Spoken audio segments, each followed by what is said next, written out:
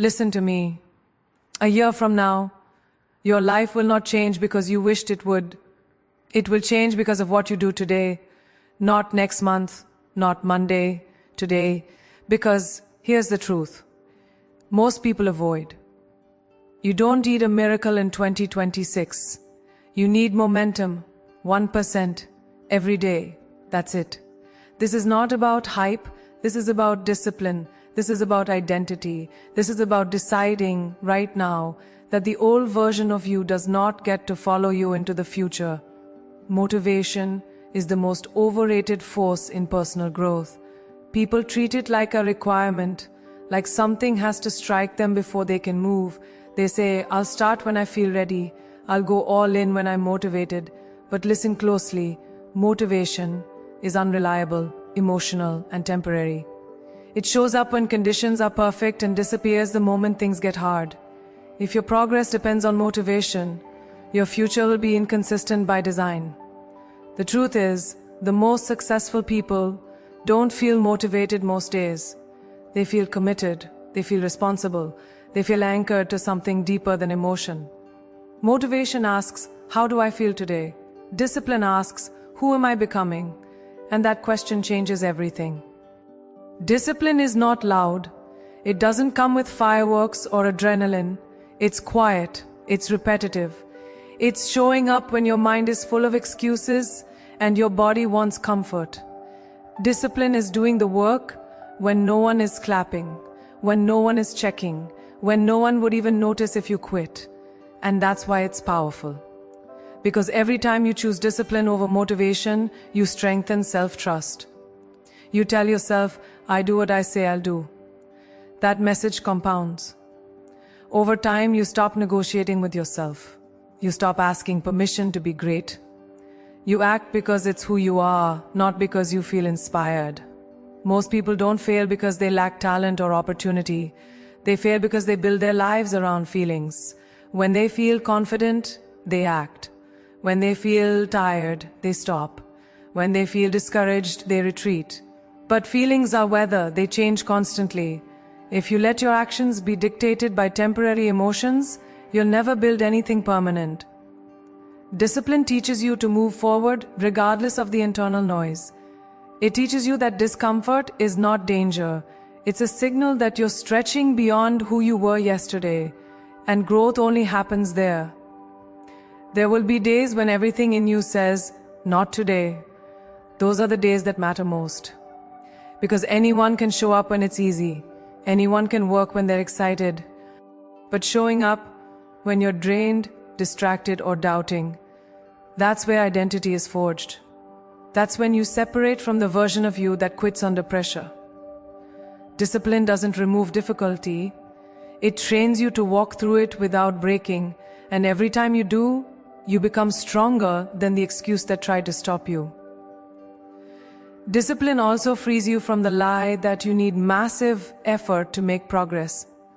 You don't. You need consistency. You need a decision that no matter how small the step is, you will take it.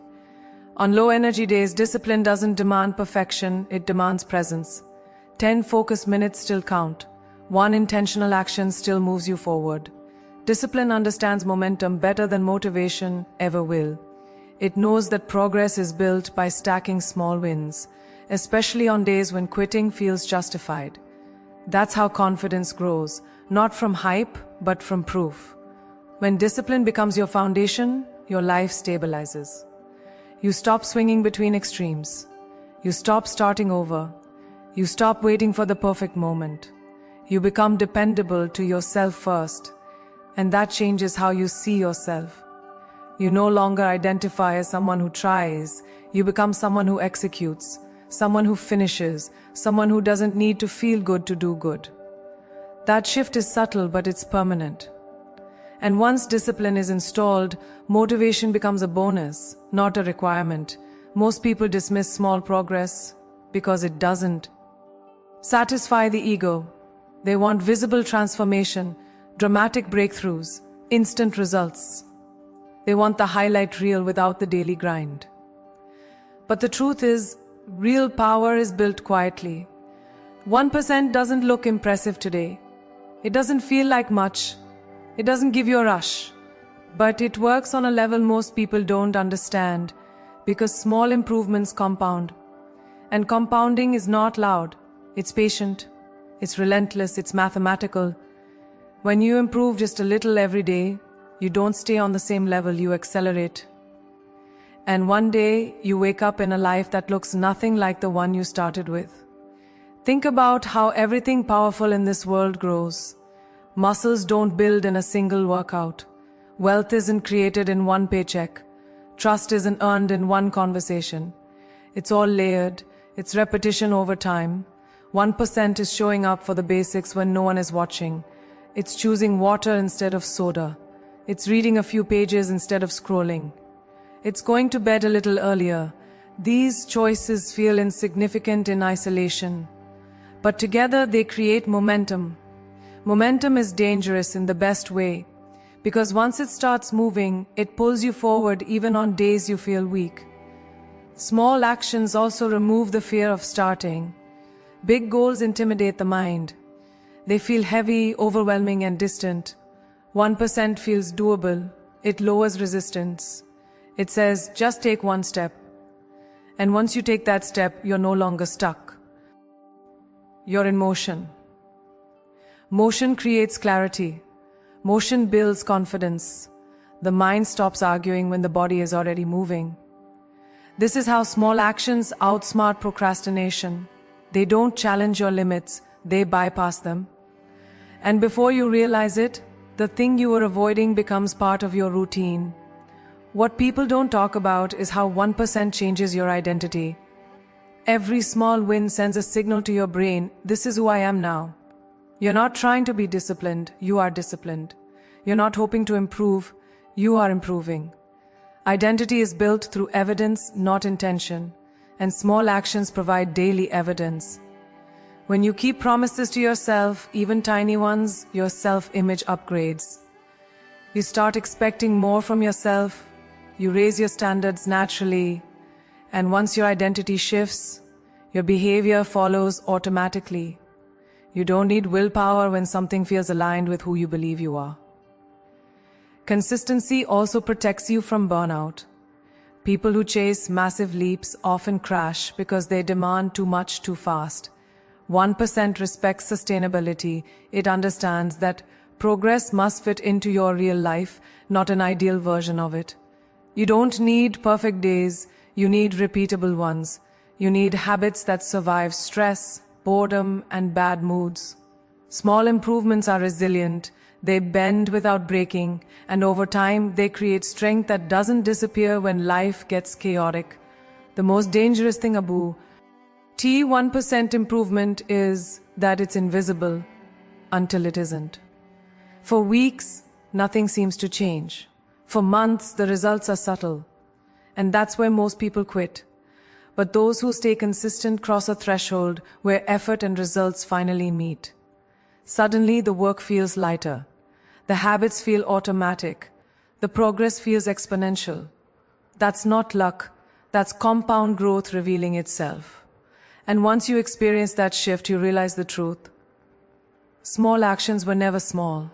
They were building a future that only discipline could unlock. Your life is a mirror of what you tolerate. Not what you hope for, not what you talk about, what you allow to stay. Every standard you accept, consciously or unconsciously, sets the ceiling for your future. If you tolerate disorganization, your life feels chaotic. If you tolerate broken promises to yourself, your confidence erodes. If you tolerate people draining your energy, your focus disappears. Standards are not about perfection, they're about self-respect. And self-respect is not a feeling, it's a practice. You practice it every time you decide what is acceptable and what is not. Most people think standards are about rules, but they're really about identity. When you raise your standards, you're not just changing behavior, you're declaring who you are. You're saying, this is how I operate now. And that declaration carries weight. The world responds differently to someone who knows their own rules. You speak differently.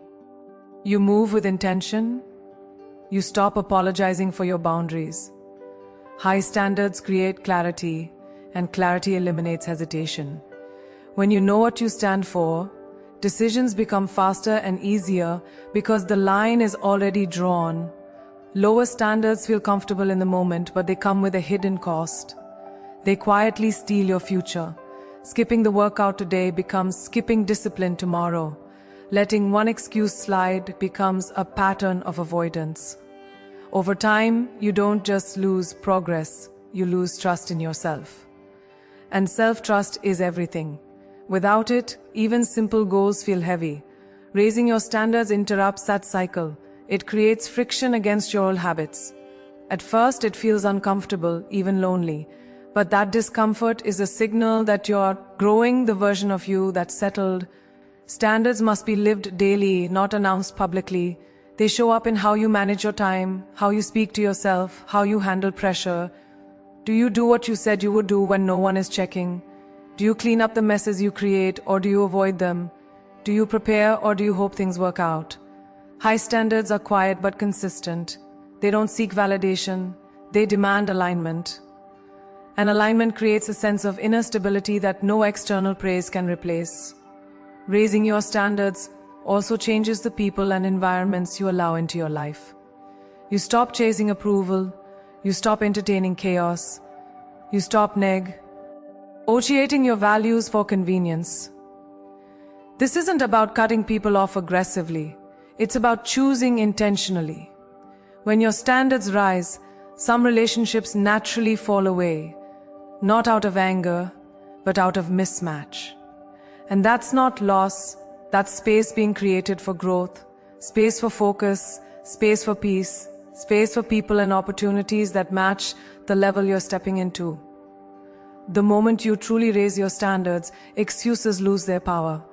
You no longer ask, "Can I get away with this?" You ask, "Does this align with who I am becoming?" That question changes everything. It shifts you from reacting to leading your own life. You stop living by default and start living by design. And once that shift happens, progress becomes inevitable. Not because life gets easier, but because you refuse to lower the bar to meet your weaknesses. Most people spend their lives trying to avoid pain, not realizing that avoidance is the very thing keeping them stuck. They design their days around comfort, convenience, and emotional safety, then wonder why nothing changes. But growth has never lived in comfort. Every meaningful transformation comes with friction. Pain is not a sign that something is wrong. It's a signal that something is changing. Muscles tear before they grow stronger. Confidence is built after discomfort, not before it. When you understand this, pain stops feeling like a threat and starts feeling like information. It tells you you're moving beyond the limits of who you used to be. Stagnation, on the other hand, is silent and deceptive. It feels safe. It feels familiar. It doesn't scream at you the way pain does. It whispers. It convinces you that tomorrow is a better time, that staying the same is reasonable, that you've got time. And slowly, without dramatic failure, years pass. The real danger is not struggling, it's settling. Because stagnation robs you of urgency. It dulls your edge. It makes average feel acceptable. And once average feels acceptable, greatness starts to feel unrealistic. That's how dreams die. N-O-T with resistance but with neglect. Pain forces you to be present. It demands attention. When something is uncomfortable, you can't sleepwalk through it. You have to engage, you have to decide. That's why disciplined people don't run from discomfort. They use it. They understand that every hard moment is a vote for the future version of themselves. Waking up early when your body wants rest, speaking up when silence would be easier, staying consistent when progress feels slow. These moments don't feel good in the moment, but they pay dividends later. Pain is temporary, but the strength it builds stays. There is a difference between destructive pain and constructive pain, and wisdom is knowing which one you're facing. Destructive pain comes from ignoring problems, avoiding responsibility, and betraying your own standards. Constructive pain comes from effort, growth, and resistance against your lower instincts. One drains you, the other sharpens you. The problem is most people confuse the two. They avoid the short-term discomfort of discipline and end up living with the long-term pain of regret. Regret is heavier, it's quieter, but it lasts longer. And unlike effort, regret gives you nothing in return. When you stop fearing pain, you stop being controlled by it. You stop making decisions based on comfort and start making them based on alignment. You realize that confidence doesn't come from success. It comes from surviving difficulty. Every time you do something hard, you collect evidence that you can handle more than you thought. That evidence builds resilience, and resilience changes how you see challenges. What used to intimidate you now feels familiar. Not easy, but familiar. And familiarity breeds courage. You stop asking, what if this hurts? And start asking, what will it cost me if I don't act? The most empowered people are not those who live pain-free lives. They are the ones who choose their pain intentionally. They choose the pain of effort over the pain of regret, the pain of discipline over the pain of disappointment, the pain of growth over the pain of staying the same. Because every path has discomfort, there is no pain-free option. The only choice is which pain you're willing to carry. One builds your future, the other erodes it slowly. And once you truly understand that, you stop running from discomfort and start walking straight through it. Every thought you think has a source. It didn't appear out of nowhere. It came from something you saw, something you heard, something you allowed into your environment. And most people never stop to question that. They wake up, scroll, listen, absorb, react, and then wonder why their mind feels scattered, weak, unfocused. Your inputs are not neutral. They are shaping how you think, how you feel, and how you act. Whether you're intentional or not, you are being trained every single day. The only question is, who's doing the training? You or everything around you? Your brain is constantly king for patterns. It becomes what it consumes.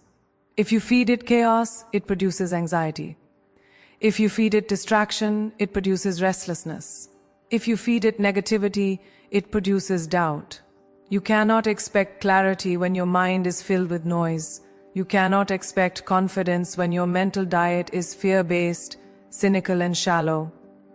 And yet, people spend hours consuming content that weakens them, then try to flip a switch and perform at a high level. That doesn't work. Peak performance is built upstream, in what you allow into your mind, long before the moment of action arrives. Entertainment is not harmless when it dominates your attention. There is a difference between rest and escape. Rest restores you. Escape numbs you. When every free moment is filled with endless scrolling, gossip, outrage, and comparison, your mind never recovers. It stays overstimulated and underdeveloped. Focus becomes harder. Silence becomes uncomfortable. Deep work feels impossible. This isn't an accident, it's conditioning. And if you don't interrupt it, you will live at the mercy of whatever is loudest, fastest, and easiest to consume. The strongest minds are protected minds. They don't allow everything access. They curate. They choose. They understand that what they hear repeatedly becomes familiar, and what becomes familiar becomes believable. That's why you must be ruthless with what you listen to when you're tired, what you watch when you're bored, and who you give your time to when you're vulnerable. In those moments, your defenses are low and influence sinks in the deepest. Guarding your mind isn't weakness, it's strategy. You don't leave the doors unlocked to something valuable. Your environment also speaks to you, even when no words are being said. The people around you are inputs. Their habits, their language, their energy, they shape your standards. If you're constantly around people who complain, who settle, who normalize mediocrity, that mindset will start to feel normal. Not because you agree with it, but because repetition creates acceptance. Growth requires exposure to higher standards, to conversations that challenge you, to examples that remind you what's possible. You don't rise by accident, you rise by proximity and intention. When you audit your inputs, you take back control. You stop letting your attention be hijacked. You replace mindless consumption with purposeful intake, books instead of noise, conversations instead of commentary, silence instead of constant stimulation. At first, it feels uncomfortable because your brain is detoxing from distraction. But then something powerful happens. Clarity returns. Focus sharpens. You start hearing your own thoughts again. And when your mind becomes clear, your actions become deliberate. You stop reacting to life and start directing it from a place of strength.